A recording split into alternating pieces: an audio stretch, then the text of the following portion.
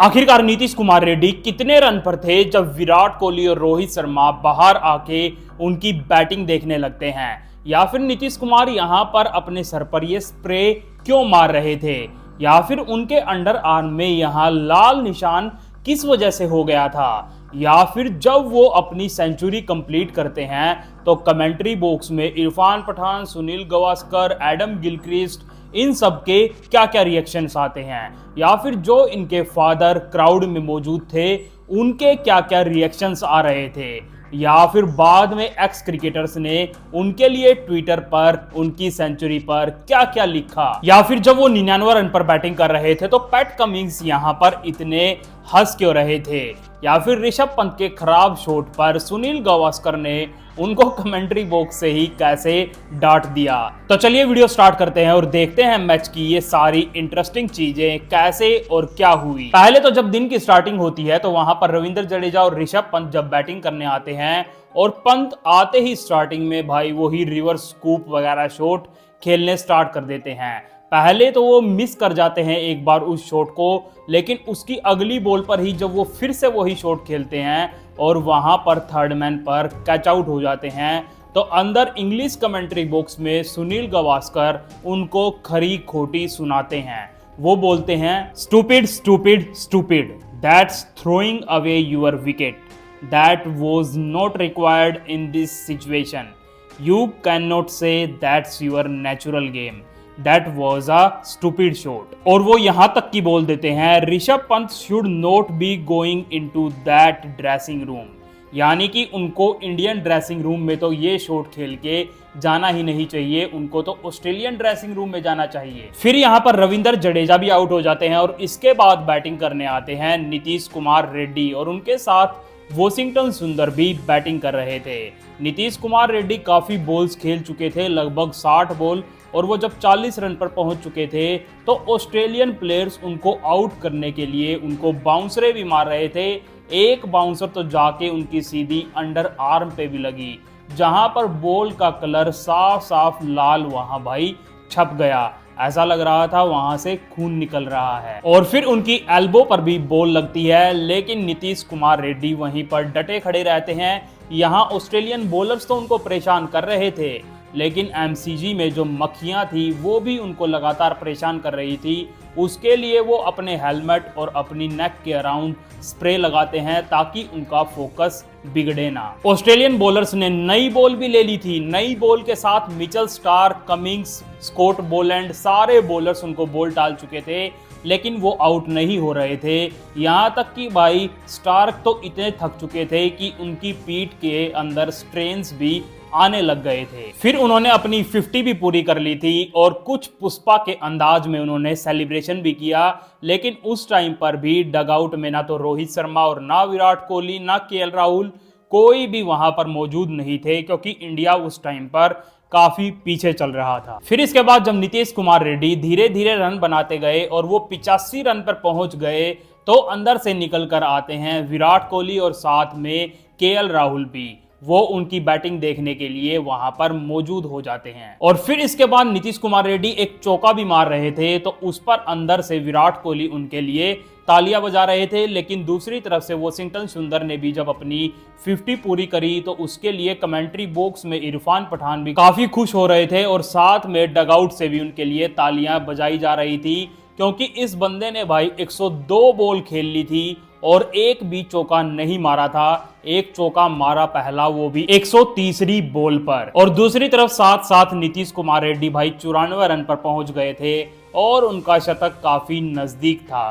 साथ में कैमरा अब क्राउड में जो मौजूद थे उनके पिताजी, बार बार कैमरा उनकी तरफ जा रहा था, वो अपनी आंखें बंद करके प्रार्थना कर रहे थे कि बस यहाँ पर एक बार नीतीश की सेंचुरी हो जाए। लेकिन तभी वहां पर एक अनफॉर्चुनेट मोमेंट हो जाती है, वॉशिंगटन सुंदर वहां पर भाई आउट हो जाते हैं। और जब वो आउट होते हैं तो आप नीतीश कुमार रेड्डी का भी रिएक्शन देख सकते हैं दूसरी साइड कैसा था, क्योंकि उनको भी पता था कि वॉशिंगटन सुंदर काफी इंपॉर्टेंट थे वहां खड़े रहने के लिए। और जब सुंदर अंदर भी जा रहे थे तो नीतीश कुमार रेड्डी के पिताजी ने उठ के उनके लिए भी तालियां बजाई थी, क्योंकि उनकी इनिंग काफ़ी इंपॉर्टेंट थी और उस इनिंग के चलते ही नीतीश कुमार रेड्डी भी रन दूसरी साइड पर बना पा रहे थे। और जब यहां पर सुंदर आउट होके गए तो नीतीश कुमार को लगा कि भाई अब तो मैं 97 रन पर हूं, अब तो मुझे चौका ही मारना पड़ेगा सेंचुरी मारने के लिए, क्योंकि दूसरी साइड पर अब बुमराह थे, वो आउट हो सकते थे।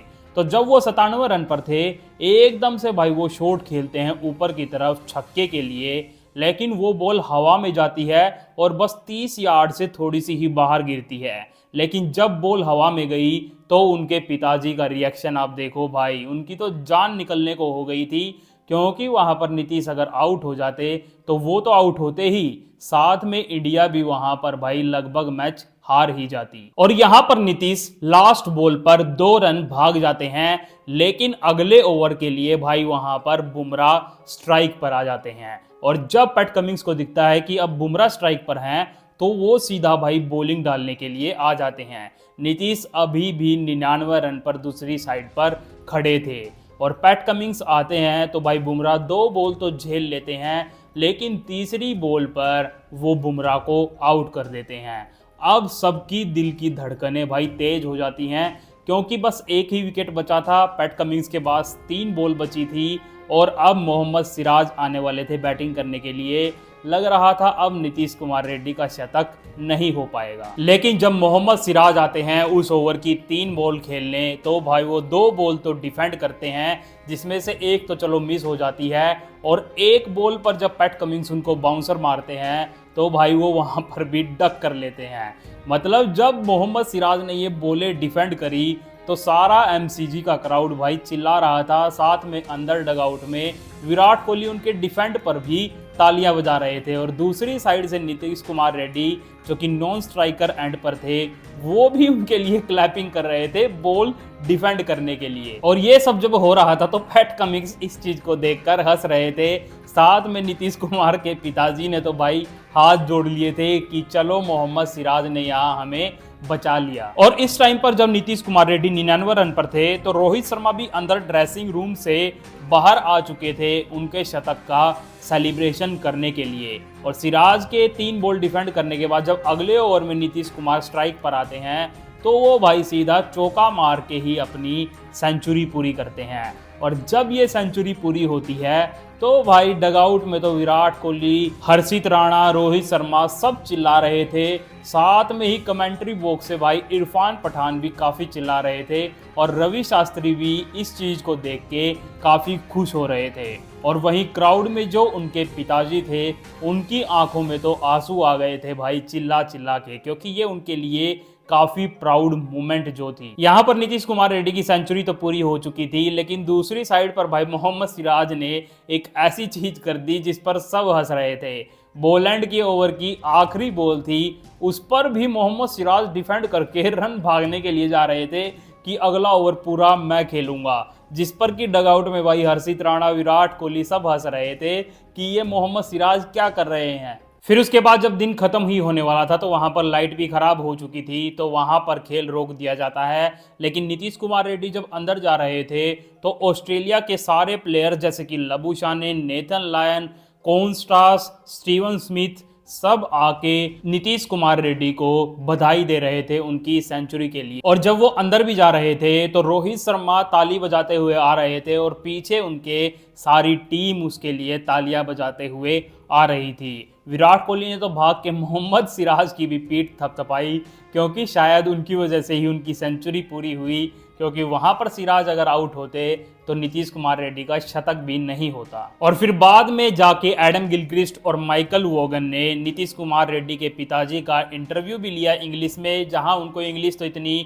बोलनी नहीं आ रही थी जैसे कि मोहम्मद सिराज बोलते हैं, ऐसी ही इंग्लिश वो बोल रहे थे, लेकिन अपने इमोशंस वो काफी जाहिर वहां पर कर पा रहे थे। अब बात करते हैं एक्स क्रिकेटर्स के नीतीश कुमार रेड्डी की इस सेंचुरी पर क्या क्या रिएक्शंस आए। पहले तो सुनील गावस्कर कमेंट्री बॉक्स से बोलते हैं, this century by Nitish Kumar Reddy must rank as one of the greatest hundreds in the history of Indian cricket. VVS Laxman उनके लिए लिखते हैं, what an innings dear Nitish to become the third youngest Indian to score a test 100 in Australia and what an occasion to do it with team in trouble I am sure this will be first of many.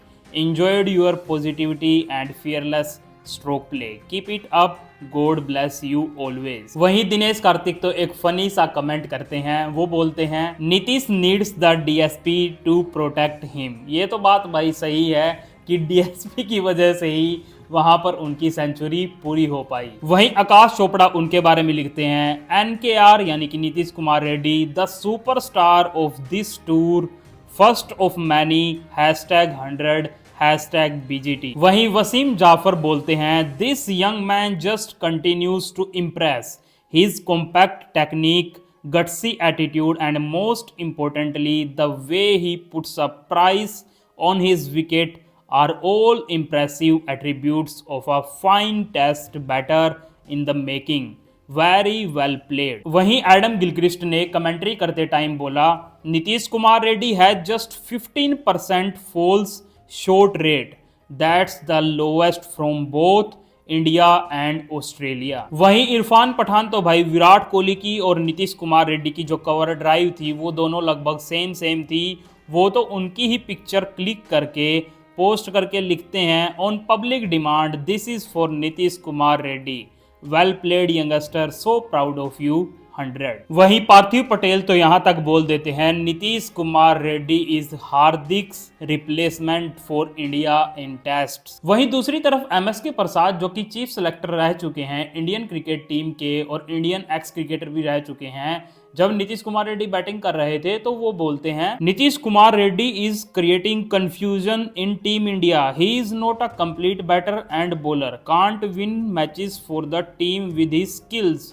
It would have been better to include specialist players. और इसके बाद फिर जब match खत्म हो जाता है और हॉटस्टार लाइव पर एमएसके प्रसाद आते हैं तो वो अपने आंखों में भाई वहां आंसू दिखा रहे थे नीतीश कुमार रेड्डी के और अपनी स्टोरी बता रहे थे कि 10-15 साल का मेरे पास आया था. मतलब भाई ये तो साफ साफ दोगलापंती हो गई ना.